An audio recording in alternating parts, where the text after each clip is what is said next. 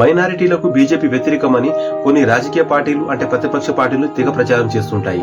కానీ మైనారిటీలకు బీజేపీ ఏం చేసిందో మైనారిటీ మోర్చా బయటపెట్టింది.